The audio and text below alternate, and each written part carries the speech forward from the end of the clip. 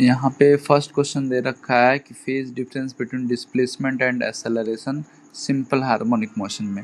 तो हम लोग जानते हैं कि y इज इक्वल टू, अगर यहाँ पे आप लिखोगे तो y is equal to a sine omega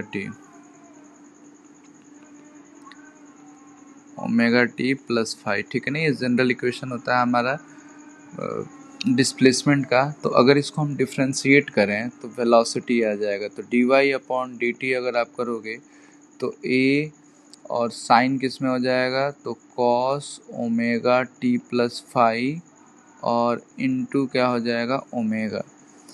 तो आप इसको लिख सकते हो कि A omega cos omega t plus five, right. तो ये वेलोसिटी। अच्छा, अगर हम लोग एक्सेलरेशन निकालना चाहें तो आप लिख सकते हो d v upon d t, फिर आप उसको ए इंटू ओमेगा और कॉस का क्या हो जाएगा minus sine omega t plus five और इंटू क्या आएगा ओमेगा, है ना, ये कांस्टेंट ओमेगा। तो आप यहाँ पे लिख सकते हो माइनस ए ओमेगा और sign omega t plus five, ठीक। तो आप देख लो, जो आपका डिस्प्लेसमेंट का इक्वेशन है A sine omega t plus five है, और एक्सेलरेशन का जो इक्वेशन है ना, तो आप देख लो sine omega t plus five है लेकिन नेगेटिव है। तो इसको ऐसे भी तो लिख सकते हैं हम लोग कि sine omega t plus five plus pi.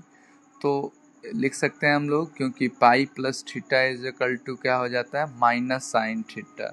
तो आप इसको लिख सकते हो। तो आप देख लो दोनों के बीच कितना आपका फेज डिफरेंस हो गया, तो पाई हो जाएगा आपका फेज डिफरेंस, राइट। चलिए, तो सेकंड क्वेश्चन हम लोग देख लेते हैं। ये दे रखा है आपको कि लॉन्ग सोलेनोइड। तो हम जानते हैं सोलेनोइड की वजह से जो मैग्नेटिक फील्ड होता है सेंटर पे is equal to mu nought n into I. N क्या है, number of turn per unit length. तो आप सबसे पहले एन का वैल्यू निकाल दो। तो नंबर ऑफ टर्न 100 और ये 50 सेंटीमीटर। तो 50 सेंटीमीटर को मीटर में चेंज करेंगे तो क्या करना पड़ेगा, 100 से डिवाइड। तो अगर 100 से हम डिवाइड करें तो ये आपका कितना हो जाएगा 2, यानी 100 और ये 2 चला जाएगा ऊपर तो 200। तो number of turns per unit length है।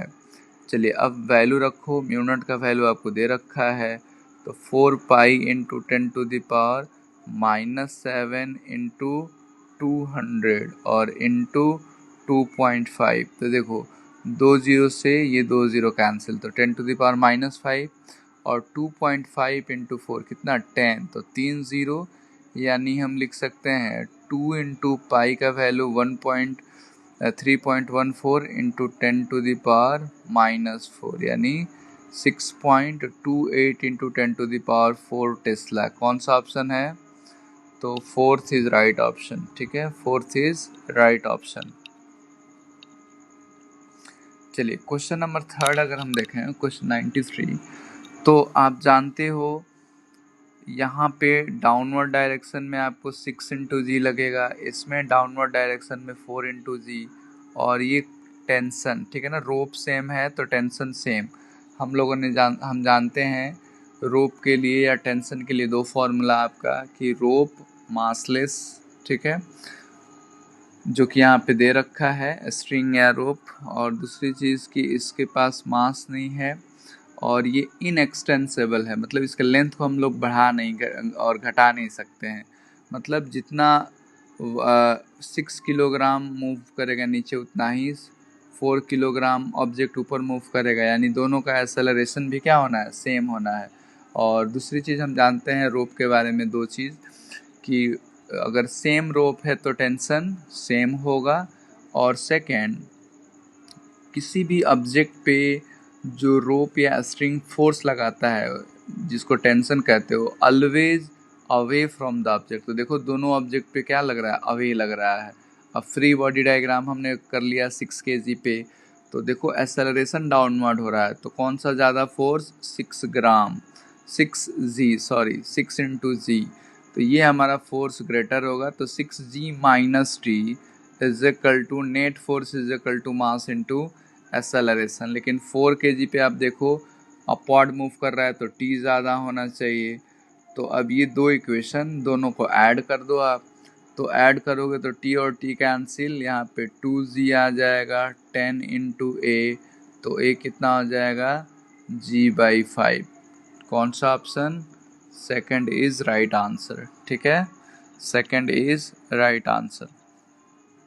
चलिए अब हम आते हैं थर्ड पे। तो आप जानते हो जो एनर्जी है, एनर्जी को हम लोग लिख सकते हैं इलेक्ट्रिक फील्ड के टर्म में भी और मैग्नेटिक फील्ड के भी टर्म में। और इंटेंसिटी यहाँ पे पूछा जा रहा है, तो इंटेंसिटी आई का जो वैल्यू होता है यू एवरेज इंटू सी, ये एवरेज एनर्जी है into C speed of light. ठीक, अच्छा अब इस एवरेज एनर्जी को आप दोनों अभी इलेक्ट्रिक फील्ड और मैग्नेटिक फील्ड दोनों के टर्म में लिख सकते हैं। तो इलेक्ट्रिक फील्ड के टर्म में अगर हम लोग लिखेंगे तो 1/2 epsilon not into E square, और अगर हम लोग इसी एवरेज स्पीड को अगर हम लोग मैग्नेटिक फील्ड के टर्म में अगर लिखें तो मैग्नेटिक फील्ड के टर्म में क्या हो जाता है B square upon 2 mu naught. ठीक, अच्छा एक और हम जानते हैं यहाँ पे कि electric field is equal to C times magnetic field, और जो सी का वैल्यू होता है ना म्यू नॉट और एप्सिलॉन नॉट के टर्म में हम जानते हैं epsilon naught into mu naught का अंडर रूट। तो अगर हम लोग बात करें यहाँ पे यू एवरेज, अगर हम इलेक्ट्रिक फील्ड के टर्म में देखना चाह रहे हैं, ठीक है, ये आपका है 1/एप्सिलॉन नॉट ई स्क्वायर। अब इसका वैल्यू हम यहाँ पे रख देते हैं, तो 1/2